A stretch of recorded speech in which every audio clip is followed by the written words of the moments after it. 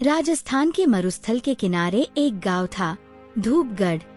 तपते सूरज और रेत के बवंडरों के बीच यहाँ जिंदगी किसी जंग से कम नहीं थी। उसी गांव में रहता था विवेक, एक गरीब मगर जिद्दी युवक। उसका सपना था सूखी धरती पर पानी की लकीर खींच देना। विवेक दिन रात खेतों में मेहनत करता, मगर उसकी कोशिशें जैसे रेत में पानी की तरह गायब हो जाती। हर बीज सूख जाता, हर उम्मीद टूट जाती। फिर भी वह रोज सुबह उठकर फावड़ा लेकर खेत की ओर निकल पड़ता। उसके पिता की पुरानी झोपड़ी अब बस मिट्टी की दीवारों पर टिकी थी। एक दिन तपती दोपहर में विवेक के बचपन के दोस्त रवि ने खेत में पहुंचकर कहा, अरे विवेक, तू फिर इस बंजर मिट्टी में उम्मीद बो रहा है? गांव वाले कहते हैं तेरे खेत से तो धुआं भी डरता है निकलने में। विवेक मुस्कुराया। रवि, मिट्टी मरी नहीं है, बस थकी है, और मैं इसे फिर जिंदा करूंगा। जब तक सांस है कोशिश जारी रहेगी। रवि ने सिर हिलाया। तेरा यह पागलपन ही तुझे खास बनाएगा। शाम को विवेक घर लौटा तो उसकी बूढ़ी माँ सीता देवी चूल्हे के पास बैठी थी, मगर चूल्हा ठंडा पड़ा था। बेटा, आज फिर कुछ नहीं होगा। विवेक ने हल्की मुस्कान दी। अम्मा, मिट्टी में जान है, बस वक्त थोड़ा बेरहम है। बेटा, भूख वक्त नहीं देखती। माँ ने धीरे से कहा। अम्मा, मैं आज कुछ नया करूंगा। कुछ तो ऐसा होगा जो किस्मत को पलटेगा। सुबह विवेक लकड़ियाँ लाने के लिए पास के पहाड़ की ओर चला गया। रास्ते में उसकी मुलाकात नैना से हुई, जो बचपन से उसकी दोस्त थी और अब गांव के मुखिया की बेटी थी। विवेक, आज फिर अकेला निकल पड़ा? सूरज तो सिर पर चढ़ा है। वह बोला। अम्मा के चूल्हे के लिए लकड़ियाँ चाहिए थीं। अब खेत तो जल नहीं रहे, चूल्हा ही जलाऊं। नैना मुस्कुराई। तू बदल जाएगा एक दिन, और जब बदलेगा तो ये पूरा गांव तेरा नाम लेगा। काश तेरी बात सच हो। विवेक ने कहा और आगे बढ़ गया। कुछ दूर चलते हुए विवेक को पहाड़ी के पीछे एक अजीब सी चमक दिखाई दी। वहां पहुंचने पर उसे एक टूटा हुआ मंदिर दिखा, आधा रेत में दबा हुआ। मंदिर के द्वार पर लिखा था, जहां उम्मीद खत्म होती है वही राह शुरू होती है।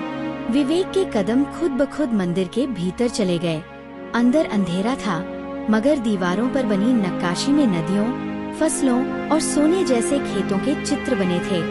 तभी उसे पीछे से एक आवाज सुनाई दी। कौन हो तुम? विवेक पलटा तो देखा, एक वृद्ध साधु हाथ में दीपक लिए खड़े थे। मैं एक किसान हूँ जिसे अपनी मिट्टी से प्यार है, विवेक बोला। साधु मुस्कुराए। प्यार मिट्टी से है या अपनी हाथ से? विवेक चुप रहा। साधु बोले।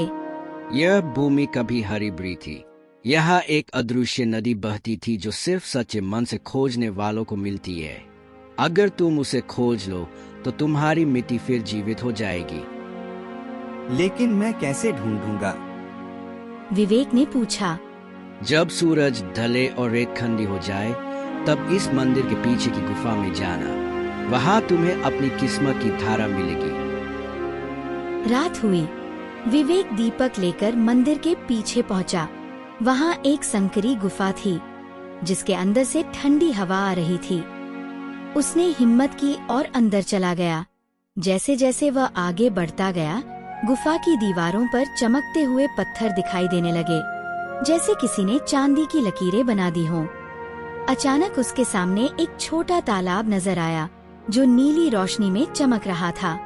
विवेक ने पानी को छूते ही देखा, पूरी गुफा जगमगा उठी और सामने एक नीली घोड़ी खड़ी हो गई, जिसकी आंखें मोती जैसी थीं।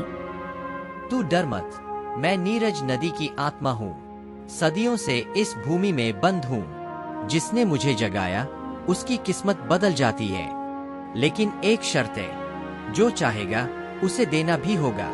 विवेक ने कहा। मैं सिर्फ इतना चाहता हूँ कि मेरी धरती फिर हरी हो जाए और मेरी अम्मा भूखी ना सोए। नीली घोड़ी बोली।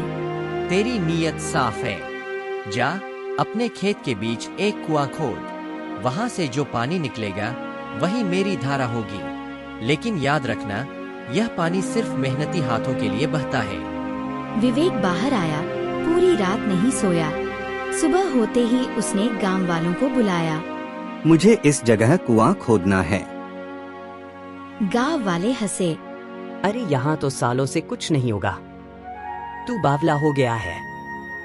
लेकिन विवेक ने हार नहीं मानी। 3 दिन 3 रातें वह खुद फावड़ा चलाता रहा। चौथे दिन जब सूरज उगा तो अचानक मिट्टी के नीचे से पानी फूट पड़ा। पूरा गांव दंग रह गया। धीरे धीरे वह पानी खेतों तक पहुंचा। बंजर जमीन में हरियाली लौट आई। धूपगढ़ का नाम अब दूर दूर तक फैल गया।